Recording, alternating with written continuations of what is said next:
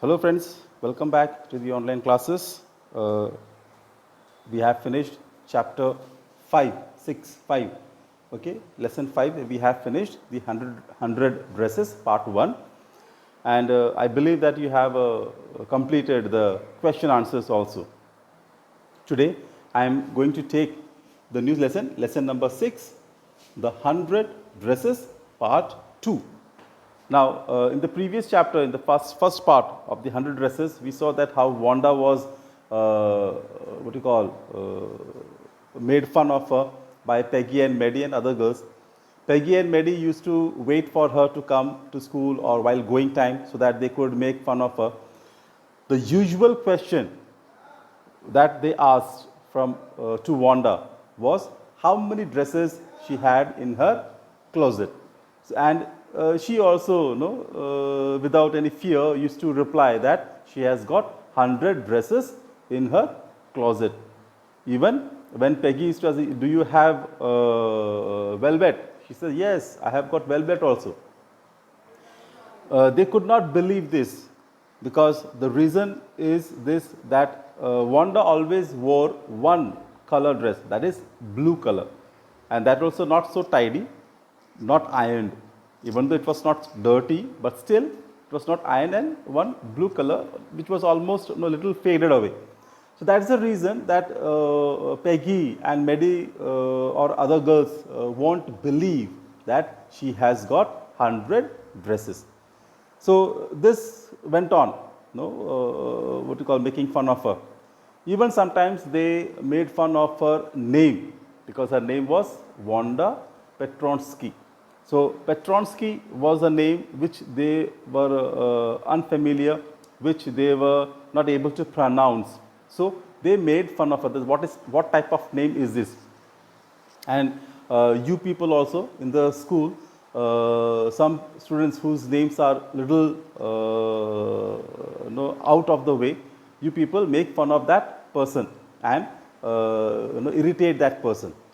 Here also something similar happens with the Wanda.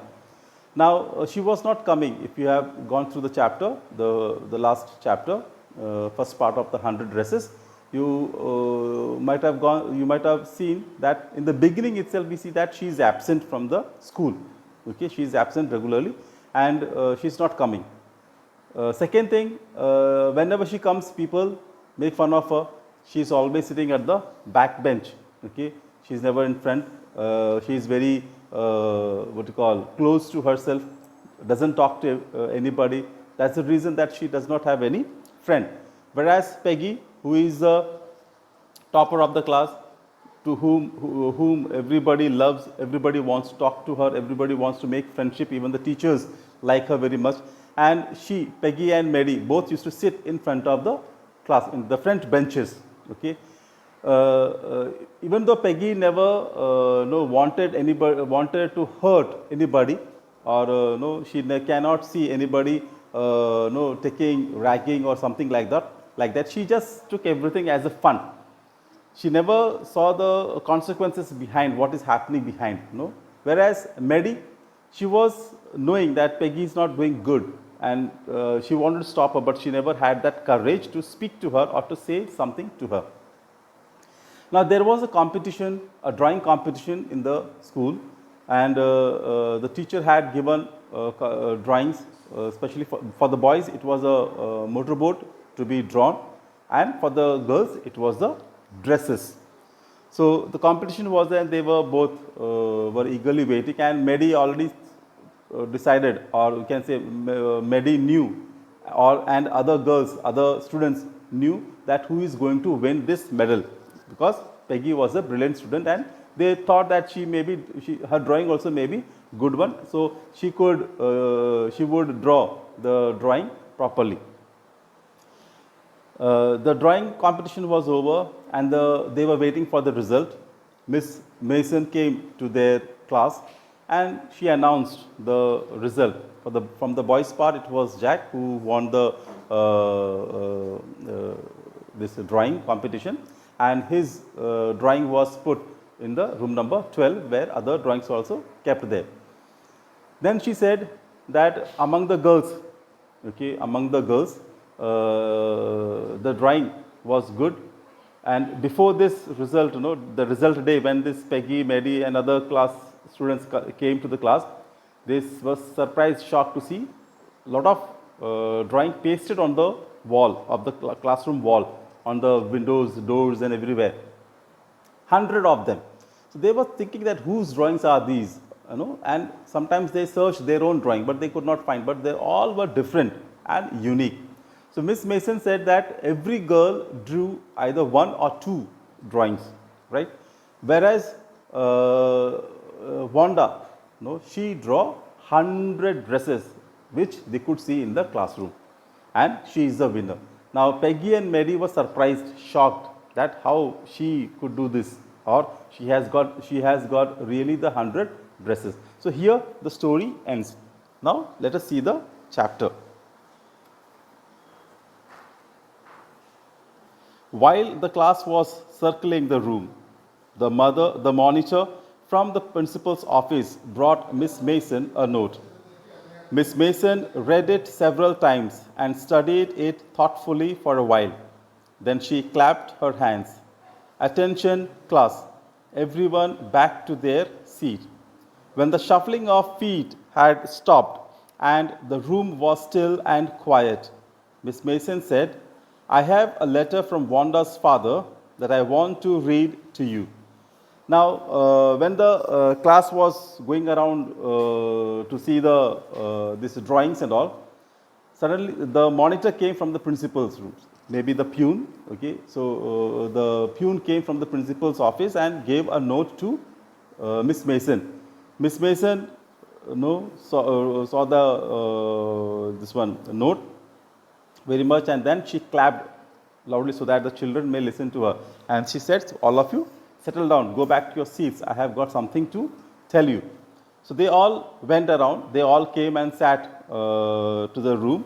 And when everything was settled down, when all the students settled down on their seats, she says that she has got a letter from Wanda's father. She has got a letter from Wanda's father, which she would like to read for the class. Miss Mason stood there a moment, and the silence in the room grew tense and expectant. The teacher adjusted her glasses slowly and deliberately. Her manner indicated that what was coming, this letter from Wanda's father, was a matter of great importance. Everybody listened closely as Miss Mason read the brief note. Now, Miss Mason took out her glass, cleansed her sweating and all everything. They went through the letter once again, and there was some kind of a, on her face, a kind of a grief, kind of a strictness, kind of that showing that the letter is very, very important, and that's the reason that she is going to read the letter. And everybody waited. They knew that this letter is very important, so they all waited for her to read, and they were ready to listen attentively. The letter goes like this. Dear teacher, my Wanda will not come to your school anymore. Jack also. Now we move away to big city. No more holler Pollock. No more ask why funny name. Plenty of funny names in the big city. Yours truly, Jan Petronsky. Now see, the letter says clearly that Wanda and her brother Jack won't continue in this school. They are moving to the big city. The reason? Because no more holler and Pollock. Holler means crying. Pollock means meaningless word. That means that no one going to disturb her so that she may cry, or no one is going to pull her name, asking her what is the meaning of the name, why this type of name, and also the meaningless word will not be there. And in big city there will be many, many people.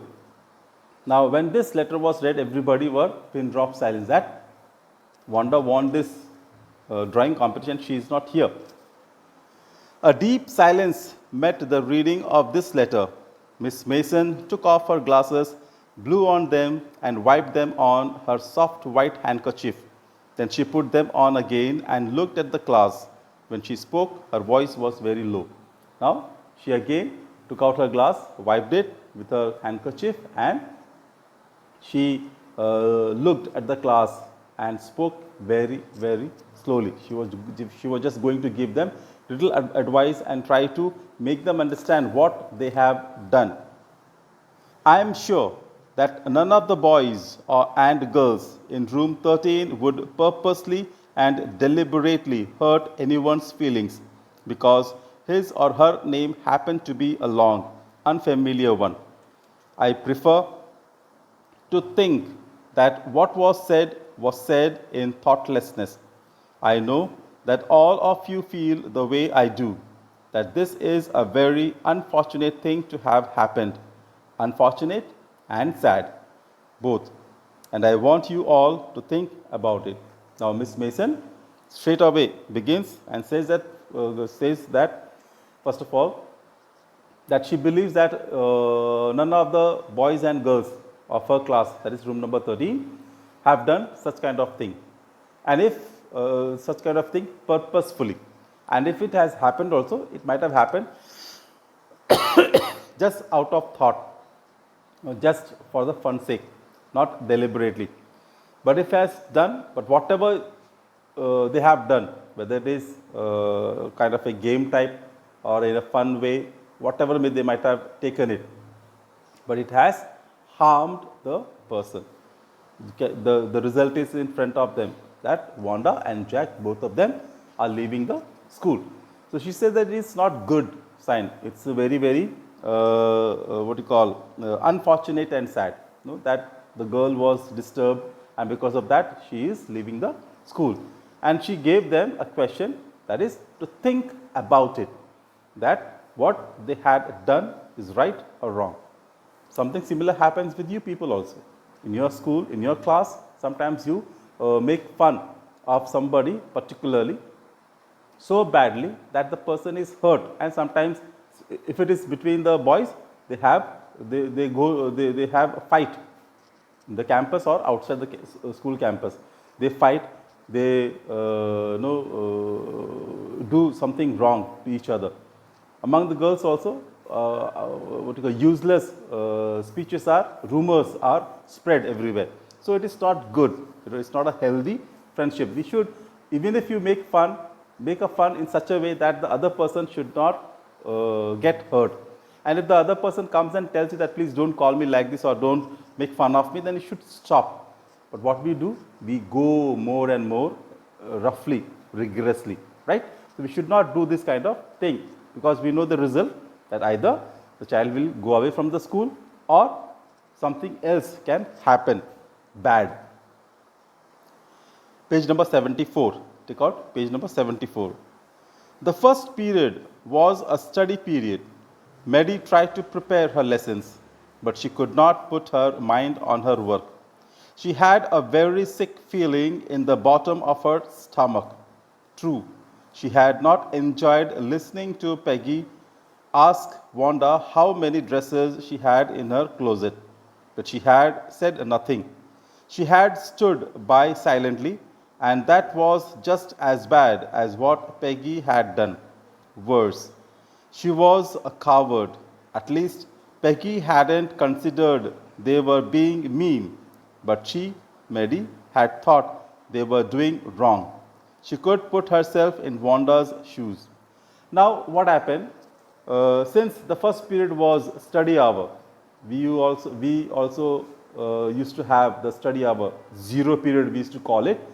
That is, or the end of the day, we used to have this. During that time, some students used to go for their activities, dance, music or something, whereas other students used to sit in the class and study, do their pending work, complete their homework or discuss the problems, right? We used to have as a zero period. Here it's a study hour, that also first period. So Maddie was trying to concentrate herself in the study, but she could not, because she felt that she is the reason for Wanda to leave the school. Even though she did not say anything, okay, it was Peggy who always used to ask how many dresses you have got in the closet, and she used to keep silent. That is the biggest problem. One who does not say anything is the more culprit than the other who speaks. So here, Maddie felt that she is the more guiltier than Peggy. She could not say anything and she did not have the courage to face Peggy. Even though we know that in the previous chapter, she tried to wrote a note for her, but she could not give. That much fear was there because she knew that if I give this note, then next time she would be the target and problem for her. So she could not give this thing and she felt that she is very, very bad. She hadn't have the courage to stop her and no, tell her all about this, that she has no, could have stopped Peggy. Goodness, wasn't there anything she could do? If only she could tell Wanda she hadn't meant to hurt her feelings. She turned around and stole a glance at Peggy, but Peggy did not look up. She seemed to be studying hard. Well, whether Peggy felt badly or not, she, Maddie, had to do something. She had to find Wanda Petronsky. Maybe she had not yet moved away. Maybe Peggy would climb the heights with her, and they would tell Wanda she had won the contest, that they thought she was smart and the 100 dresses were beautiful. Now what happens? She just thinks and she feels that why Wanda did this kind of thing. She could have told them that please don't do these things to me, I don't like it. Then she would have stopped. But why she had went away from the school if she was feeling, and they never thought of hurting her. They just had the fun, but still she could not feel that what Wanda was feeling. She just looked at Peggy, what she is doing, and she was busy in some work, maybe preparing her class or something. She could not do anything. But then Maddie thought that she would ask Peggy to go to the Bogan Heights and say sorry to Wanda and ask her not to leave the school and come back, and we will never hurt her, we will never make fun of her. So they wanted to do this kind of thing, things to do, and they wanted to congratulate on her winning the contest. They would give this good news to her. So they thought of about this, and they said they would say to her that her 100 dresses are beautiful and unique one. When school was dismissed in the afternoon, Peggy said with pretended cousindness, "Hey, let's go and see if that kid has left town or not." So Peggy had the same idea. Maddie glowed. Peg was really all right.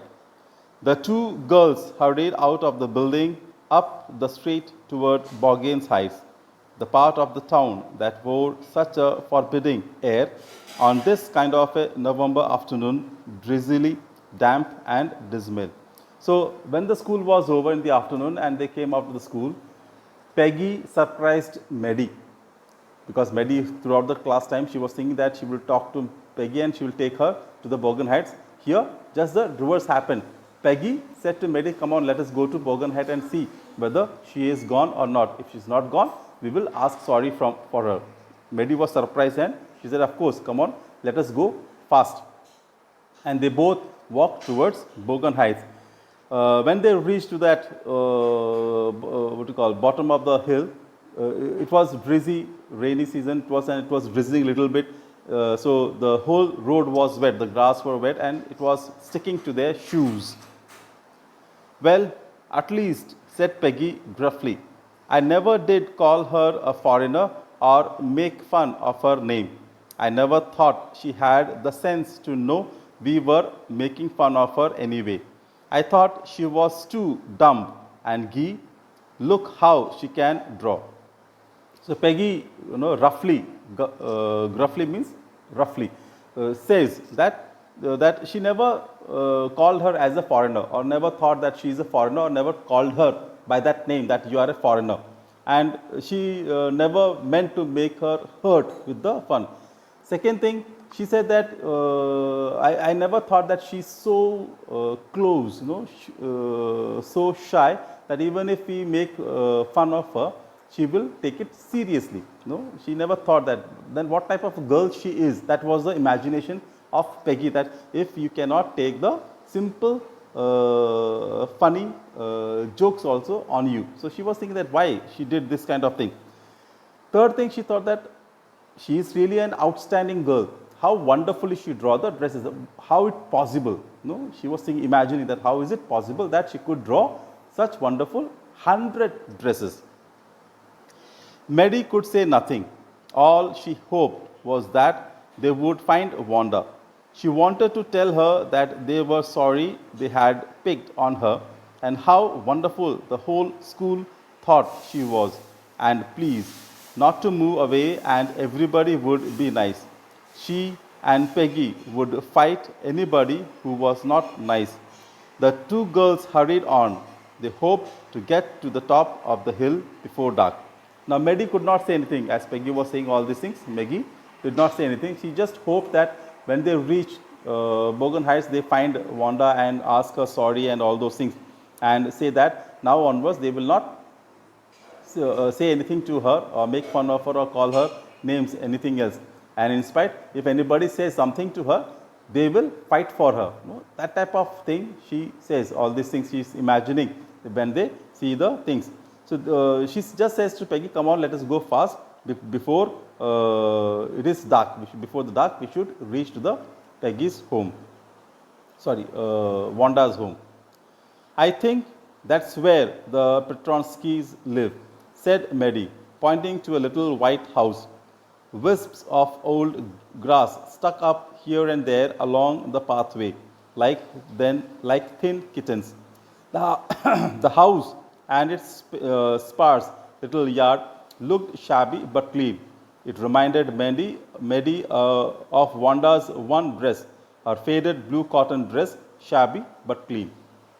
Now, when they almost reached the top of the Bogan Heights, Maddie showed to a farmhouse, saying that it could be the Wanda's house. Let us go there. So they went there, and as they were walking, since the drizzling was there, the wisps, the part of the grass were lying down on the path and all, they just walked towards there, and they could see that everything was shabby. Just like her blue dress, it was shabby but still clean. Enough for today, students. Rest. Tomorrow I'll come. Let us see what happens, whether they find Wanda or not. So go through the chapter carefully, understand it, and write the difficult words and its meaning in your copy. Thank you. Stay home, stay safe. God bless.